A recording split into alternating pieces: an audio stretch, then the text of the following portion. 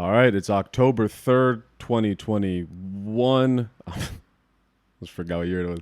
October 3rd, 2021. Officially in fall.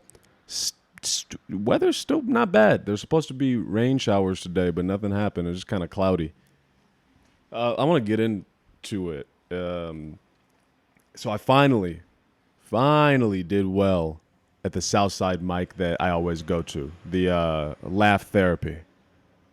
Like usually my experience down there. And I mean, every set I've done there down there so far, I've been proud of. I've been proud to say that, I survived, and not in the hacky, ooh, gonna get shot way. I mean, like not completely bombing. So for every time I've been down there, I think I've described it as scrappy. I've been holding my own, but every time I get off stage, I feel like I was just in a boxing match. I'm tired and I'm out of breath, and like my adrenaline's pumping. But this time it felt consistent. It was smooth. It was loose. I felt like at no point did I lose the audience. To set the scene, I didn't want to go out in the first place. I was actually really close to not going out just because I'm tired and I got to find some sort of consistency in my schedule to balance comedy with the meditation, with trying to eat healthy, with trying to exercise, with dealing with my dog who has this big fucking cone on her head now because she's biting at her leg. I'm trying to find balance, and so I was very, very close to not going out, but luckily I did. And I drove down there, and I went inside, and there was a birthday party. And when I was signing up, the lady who I always sign up with was like, "Hey, so you're probably not going to get on stage." And I was like, okay, maybe I should have stayed home and binge watched King of the Hill more. Maybe that would have been a better choice. That's what I was thinking the whole time. So I was sitting there and I was just kind of watching what was going on, just taking in the environment. Who looks especially strange? Who's dressed up weird? Who seems to be the birthday boy or gal? Well, the whole thing. And show starts. There's a guy open mic comic who signed up before me, and he gets picked like normal. So I was crossing my fingers like, oh, maybe this will be normal. Maybe they'll just go in order. And he goes up and he does like goddamn 15, 20 minutes. he's good. Like he's going through it. He's doing well. But the host went up and was like, hey, man, didn't expect you to do your whole goddamn comedy special half hour. What was going on there? And he's like, I shouldn't see the light. And I was like, yeah, that's fair. So he does well. Then the host brings up a comic that is not like an open micer, so it skips me. And I was like, okay, I was expecting that. That guy goes up. Then another person goes up. And I was like, all right, I'm going to give it like two more people because I can't be out all night. And so two more people go up, and then I walk over to the host, and I'm like, hey, man, and it's loud. Like he just gets off stage, his music playing, whatever is loud. So I go over to him, and I don't know how to describe. When you get your hand, you're like, all right, open. God damn it, open palm hand, and then you wave it in front of your neck, like cut me off. Like if your best friend's he's passed out at the bar and he's trying to ask for another drink, and the bartender looks at you, and it's loud or whatever, and you guys got to communicate through bar sign language. And you do the thing where you're like, nah, he's done. Or like when someone gets knocked out in a street fight and they're just getting pummeled. That guy who steps in is like, hey, bro, it's over. That hand movement, that was the movement I was making. I was like, hey, man, I'm leaving. Like I'm just, my name's on the list. Just cross me out. I gotta head home. That's what I was trying to say. And he looked so fucking annoyed with me. He is like, he like mimicked me. He was like, what does this mean? What do you mean? What? And I was like, I'm just leaving, man. You can cross me off the list. And he was like, no, man, you go up next then. I was like, okay. All right. And so I slinked over to the corner and was like, well, I hope this set goes well.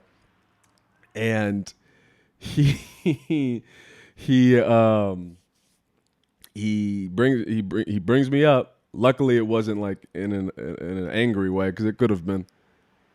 He brings me up And my strategy, I realized the few times I've been there, it's like you can't just go into material.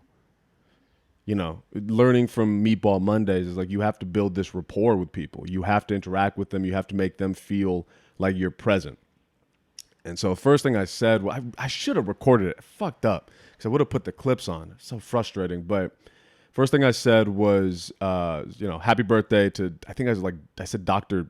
Sullivan or something. And everyone was like, so that's not his name. And I said, yes, I know. I don't know anyone here or whatever. And I got a laugh from that. A lot of it was like engaging and acknowledging things that everyone's aware of but isn't saying.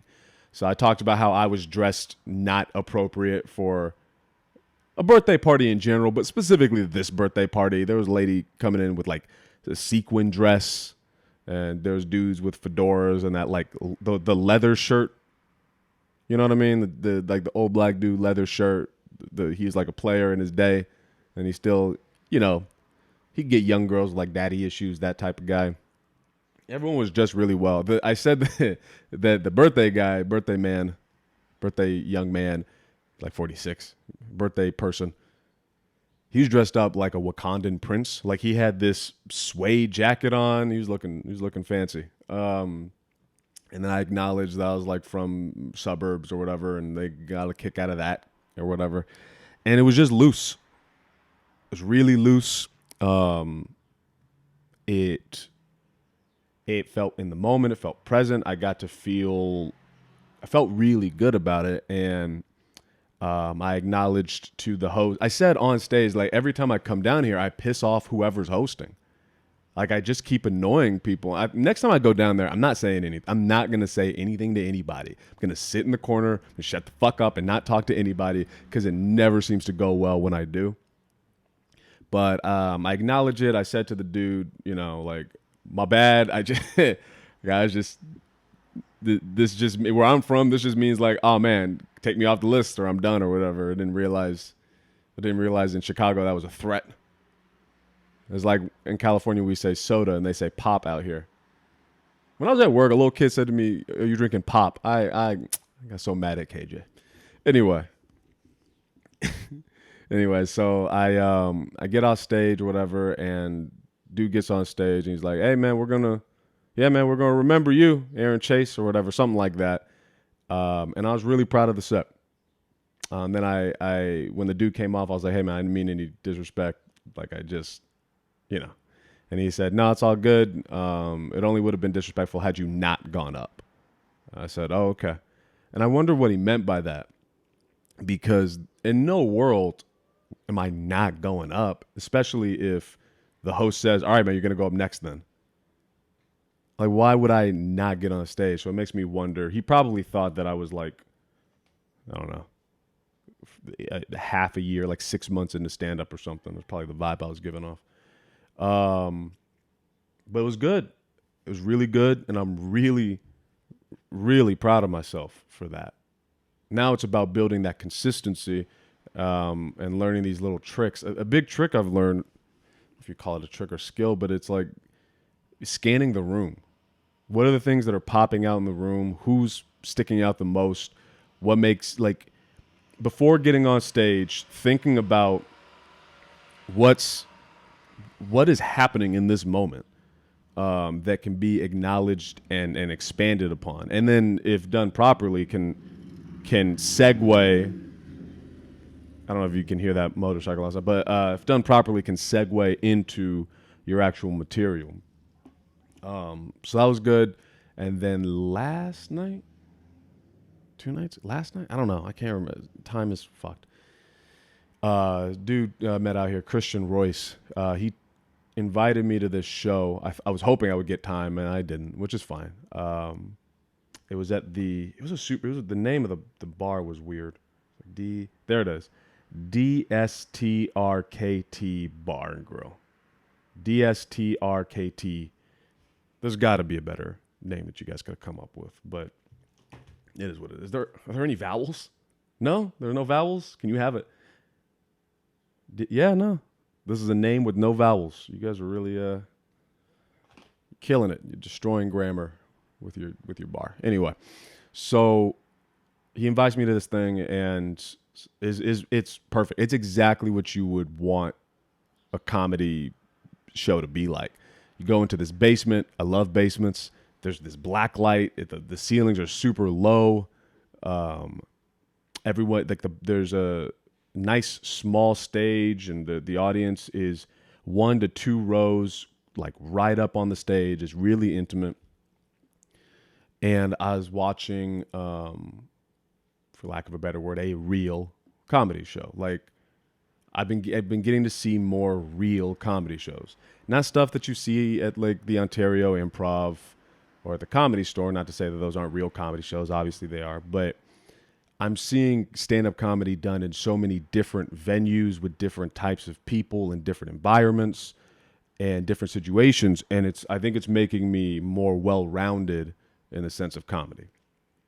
And I think I'm finally understanding what realistically it looks like to live off of this. Because at that show, I'm not sure. There's a few people. There's one girl from New York who's like a writer who showed up. There's another guy who's also from New York. I think they came together. Then there was this woman. I met her. She's really funny too. She's really good. Mo. Fuck is it? I'm gonna find her. There it is. It says Mo Good. Mo Good. You can find her on Instagram. It's Mo then Good then Comedy. Mo Good Comedy. She apparently just quit her job to do this professionally.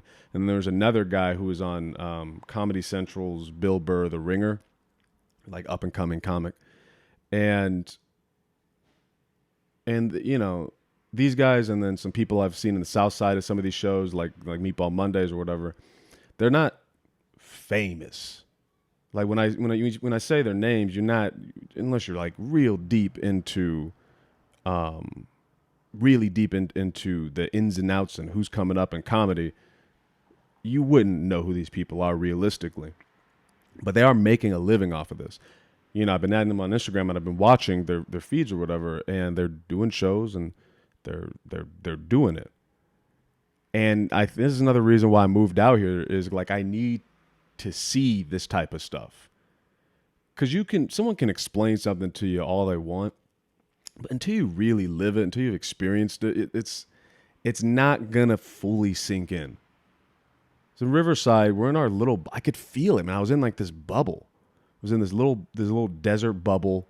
It's like Biodome, except one piece of it's desert, and there's no rainforest, and there's no Arctic. It's just fucking desert and suburbs and HOAs and all that. Homeowner Association, home owner, yeah, HOA, homeowner association. You get it anyway. So in Riverside, like I knew that you didn't need to be famous to make a living off of this. I knew that, but you're not. I'm not seeing it. Like if I really wanted to see like working comics, I would have had to go to the Ontario Improv consistently, uh, and those would have been like way bigger than is realistic for me to think about right now. But seeing these frankly great comedians, all of them, it was crazy. I was watching the sets, and I was like really impressed that everyone was able to keep the energy up, especially the headliner. I should have find this guy because he's really funny. Comics on the Ringer, Joey. I know his name was Joey. These pictures should match. This says, oh shit, Joey Pera. I think that's no, that's not him. That's not him at all. The dude I'm thinking of is like cholo Mexican dude. He didn't have any face tattoos, but you wouldn't have been surprised if he did. He's got a wrench in his back pocket. The fucking Joe Pera is Joe Pera is the guy that buys Quaaludes from the guy I'm thinking of. Not it. Hold up. Let me. God damn it. Let's see. Bill Burr's The Ringer. Here's some information about Bill Burr Presents The Ringers. There we go. Legendary comedian. Yeah, legendary comedian. I know. Um, I know his name was Joey. Maybe it's Joey Villa Gomez. That sounds like him. God damn it. Well, let's find out. Joey Villa Gomez, comedian. Yeah, that's him. Yeah. Joey Villa Gomez. Villa Gomez. Dude. So this dude's headliner, and it was a showcasey show. It wasn't like host, opener, feature, headliner. It was host, and then just everyone's doing about 10, 15. It seemed like. And by the time we got to him, I was like, I don't know, man. Everyone seems pretty laughed out. Like everyone, when you have that and you're in the end of a show and you want to laugh, you're still enjoying yourself, but you don't have the physical energy to make the noise that comes out. The audience seemed tired. This dude gets up in crutches, sits down, and fucking kills it. He like brought it back up. He got huge laughs. He was consistent the whole way through, man. And then I watched him goddamn hobble his way onto the bus and go home. And I was like, this is realistic. He's older though. I'm noticing that. All these guys are older, so I'm trying to remember like I'm not 30 feels old sometimes, but it's not. Like I got time. And just seeing like this is real. Like this dude has kids and he's able to make a living off of this. And Mo Gooda comedy. She just quit. I think she has kids too. She's able to make a living off of this. This isn't impossible. I guess I never thought it was impossible, but this is far more realistic. And the goals I have of like, can I make a living in Chicago as a working comedian? Is that bar feasible? And it really does seem like it. As long as I just keep grinding and doing my thing and making positive connections with people, I think I don't know, it's looking good. It makes me feel like this isn't insurmountable. It's only been fucking 17 minutes. This might be short, which I'm okay with. Yeah, those are the two big things that happened this week, and really comedy based, and it's exciting. It's exciting, and I'm trying to make sure I don't overhype myself and start rushing again because that's usually the instinct. Oh, also, did you know that healthcare fucks you? I got healthcare again, and I fucked myself again by getting fucking healthcare again. It's like you want something bad to happen to you just so you can utilize the healthcare. It's like if I'm riding my skateboard and I buy a helmet that's like $500, I better fucking fall off of the skateboard. I better slam my head into an oncoming bus, and my head better be perfectly fine, like an uncracked egg, because I spent $500 goddamn dollars on a helmet. So I want the helmet to do things. It's so frustrating. It's so frustrating. Like, how did I go from such a over such a positive, like, yeah, I believe in myself, I'm doing it, immediate right turn. This is a U-turn into Negativeville, but we're here now. Yeah, dude, this fucking healthcare shit and adult shit is goddamn infuriating. But I got it so that, one, if something happens, I will hopefully be covered this time, even though it didn't help with the other assault issue. And two, I would like some mental health care, please. I have my hand out. Can somebody get a ladle and put it in the big old pot of mental health care and just give me a little bit? Because I'd really like to talk to a professional. Talking to you, whoever you are, talking into this little Zoom recorder and putting it on the internet's one thing, but it's a whole other thing to talk to a guy he's got certificates on his wall, and he wears sweater vests, and he's got a notebook and glasses, but like the small glasses, not the big glasses. And that part, that side part, the professional golfer side part, that's what I want. No, it's not actually. Now I want a I want a male black therapist. I want him like in a dashiki. No, I want him dressed up. You seen the movie Malcolm, starring Denzel Washington, about Malcolm X? There's like a scene where he's in the street and he's like intimidating white people or something. You know, a fun pastime of mine. And he has like all these fucking Farrakhan black dudes behind him, and they're all dressed up Reservoir Dog style, classic, just black and white suit. Also glasses. I want him to have facial hair too, like a goatee, like a thick goatee. And then a medallion, something to offset the professionalism, like a medallion, so that when he walks into offices, people know what's up. That's going to be my type of therapist. That's what I just need. Yeah, I got this healthcare thing so I could do the therapy thing. We'll get there. We'll baby steps, guys. Baby steps. Um, yeah, I'll end it here. If you listen all the way through, share it, tell people about it, and comment questions, concerns, all the things. All right, see you next week.